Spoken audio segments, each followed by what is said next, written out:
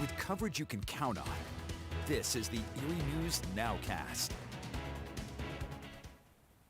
Good afternoon, I'm Elspeth Meisner. Thank you for joining us for Erie News Now Weekend NOWCAST.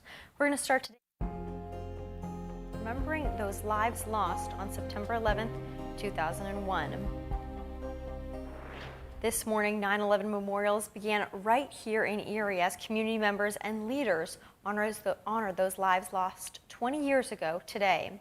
The 45-minute ceremony was held outside the Belasco Library. There was a bell ringing at both times the plane struck the Twin Towers. There's also a few reflections, some prayers, and solemn music played all throughout the service as well. Community leaders said we should honor those who lost their lives not just today, but every single day. To come out and remember what happened 20 years ago and to honor those who lost their lives then, but who've lost their lives over these 20 years as we fought this war on terror. So to me, it just shows that this community truly cares, not only about events that happen here, but events that happen in our nation and affect each and every one of us every day. Well, we will have a full recap of the whole entire memorial service coming up tonight on Erie News Now, starting at 6 o'clock.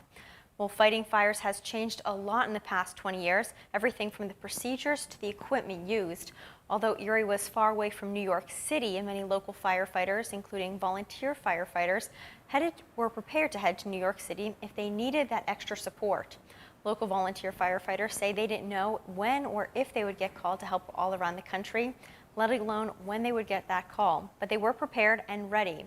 Since 9/11, there's been a lot of new procedures that need to be followed, and they're ready to follow them. The training that's required, since 9/11 with the hazmat, the WMD stuff, the terrorist stuff, law enforcement, more agency cooperation, working together and training it's not when it happens, if it happens and things of that nature. And as Americans all over the country honor those who lost their lives 20 years ago, one family right here in Erie went above and beyond to display many memorials and decorations outside their home. An Erie mother and daughter decorated their yard to pay their own sort of respects. They spent most of yesterday, September 10th, putting up flags and signs they made. The mother, Susan Amendola, has flags of all the different branches of military under her own American flag. And under that flag, she has a special flag that has a list of all the heroes from September 11th.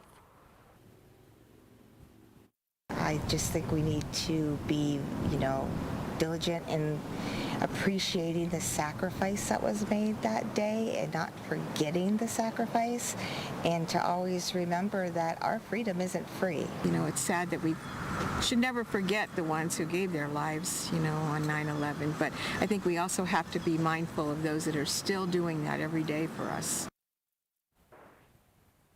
Meantime, in Crawford County, volunteer firefighters and community members remember the sacrifices of our own first responders.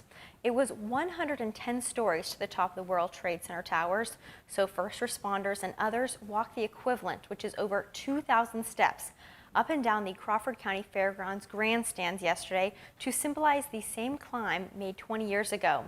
Firefighters say while they make that climb all suited up in their full fire gear, they're thinking of all the brave men and women who lost their lives on September 11th.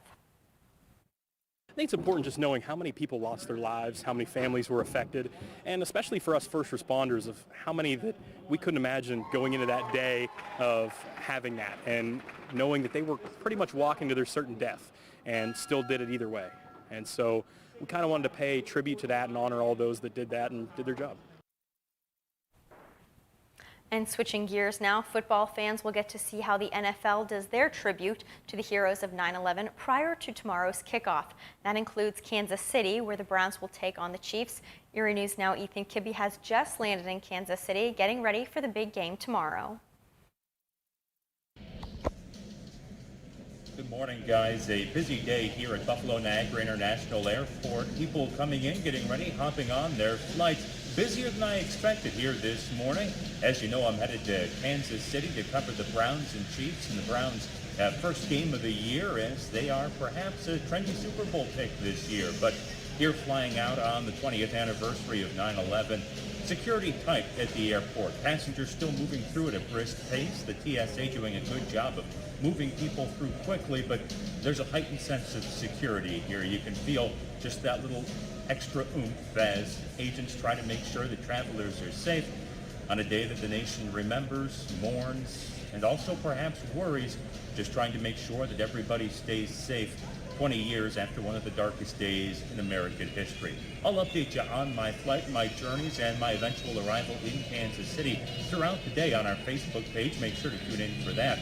But for now, Ethan Kippy, Erie News Now. Switching gears now, it is the final weekend for Clear the Shelters. For the past few weeks, we've highlighted different area shelters and their animals to help giving all those pets loving homes. This week, we took a trip to Because You Care, located in McCain. They have a number of cats and dogs looking for new homes. There's currently 55 cats and 10 dogs looking for some extra love and for a new family. Because You Care also works with different shelters in the area, too.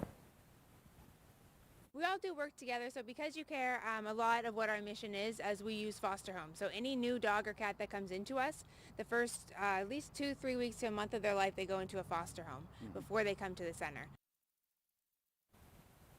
And there is still time for you to add that new member to your family. Because You Care is open for adoptions every Tuesday through Saturday if you're looking to add that new furry friend to your family.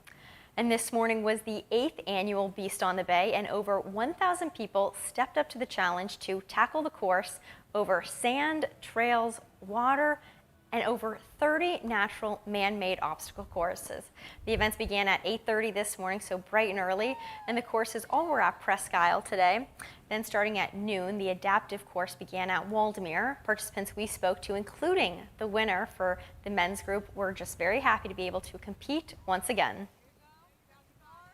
So yeah, it's absolutely fun. It's a blast. It really is, and it's for the overall cause. I mean, we're benefiting a great cause. You know, the Barber Center does a lot for Erie, you know, and they're continuing to grow, and the support's there.